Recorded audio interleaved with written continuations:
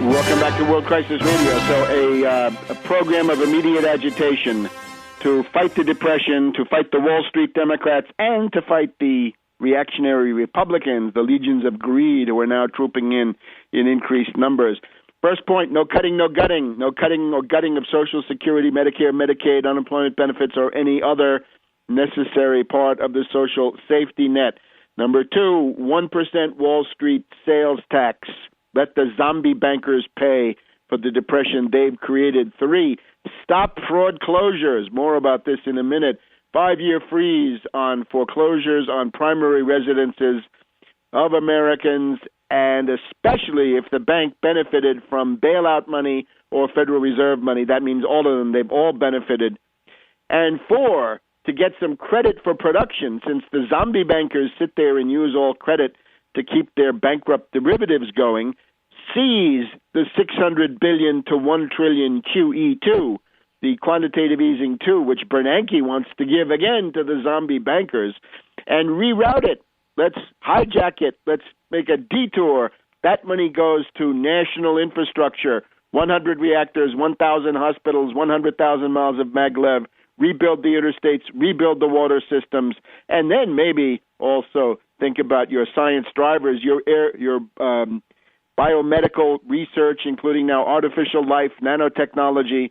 You want to increase your space program with manned exploration, colonization, and industrial production on the moon and Mars. And, of course, your high-energy physics, plasma physics, and related fields so you can get new energy sources down the road. That is, so to speak, the program. And the fifth point is, of course, the investments in national infrastructure, which we've gone through. If you think of it as a heart attack patient, if the guy's heart has stopped beating, he may need a transfusion, okay? There's your credit coming in, right? 0% federal credit for production. But you got to have a defibrillator. You've got to get the heart going. And to jog that into place, you've got to have this ambitious, massive program of national infrastructure for job creation and economic recovery. Now, just on the fraud closure front, Obama and his gang have done everything possible to suppress this as an issue, but it's not working. On the Last Word program, MSNBC, the night before last, middle of the week, we had a mortgage banker it's not a mortgage banker, a mortgage lawyer. This is like a defense lawyer. He wants to defend you from foreclosure. A mortgage lawyer from Alabama, interesting testimony. He points to the HAMP. HAMP is Obama's alleged program to do something to protect homeowners from foreclosure. The cynical way this is being used, and probably designed that way by Obama, Geithner, Summers, Bernanke, and the gang, with no interference from Shapiro at the SEC, Gansler at Commodity Futures Trading Corporation, or John Walsh. Get to know him.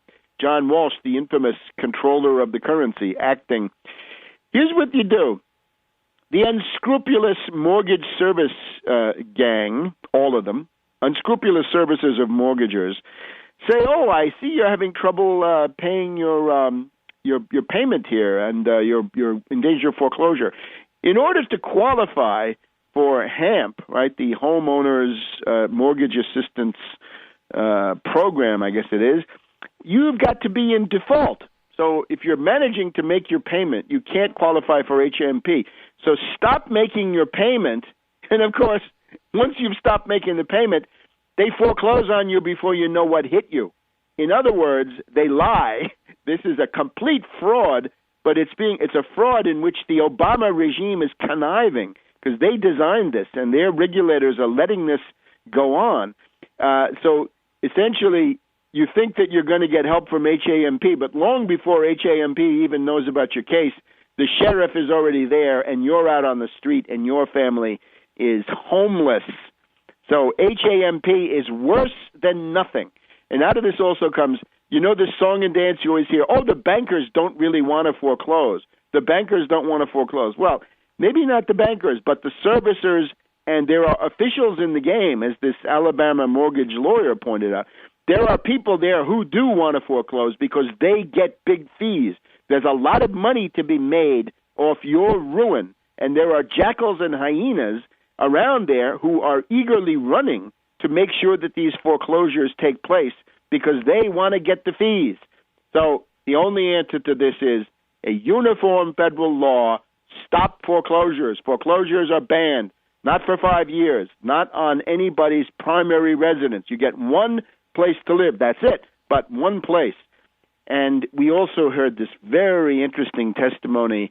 Maxine Waters under attack. And you don't have to like her, right? It doesn't matter whether you like her or not. The point is that millions of people are being thrown out on the streets. Worry about liking them. Don't worry about the politicians you don't like.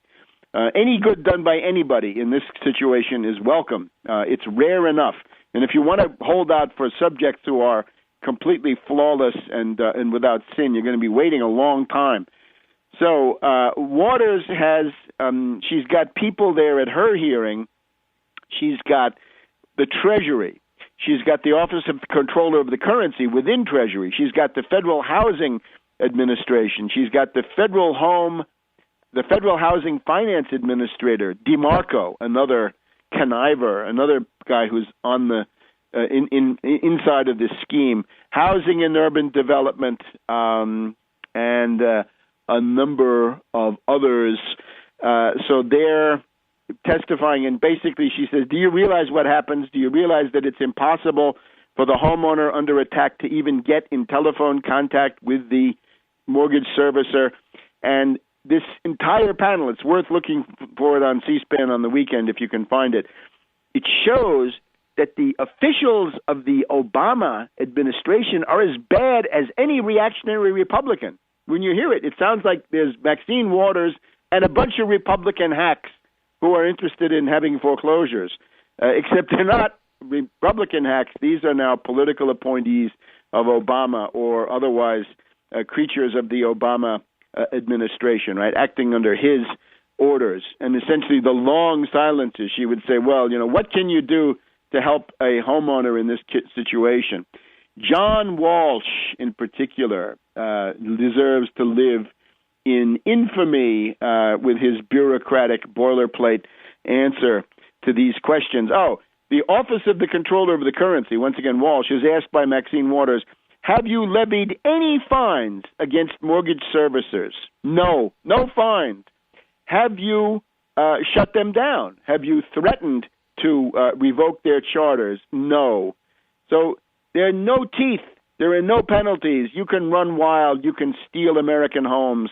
You can throw the middle class out on the street.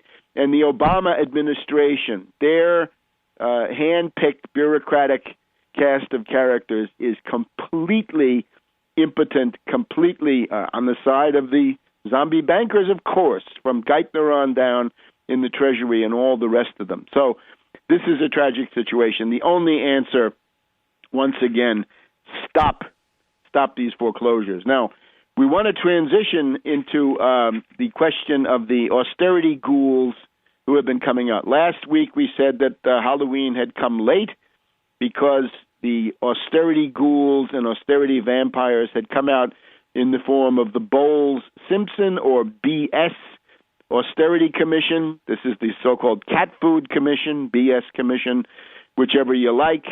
But now they've been joined by others. We have the Domenici-Rivlin austerity ghouls and their draconian, Schachtian austerity recommendations. Very interesting. Alice Rivlin is one of the queens of the austerity ghouls. This woman was the OMB director, the budget director under Clinton in his first term, and she has been a deficit hawk. She has been an exponent of Malthusian Schachtian economics. These are the death panels of the United States.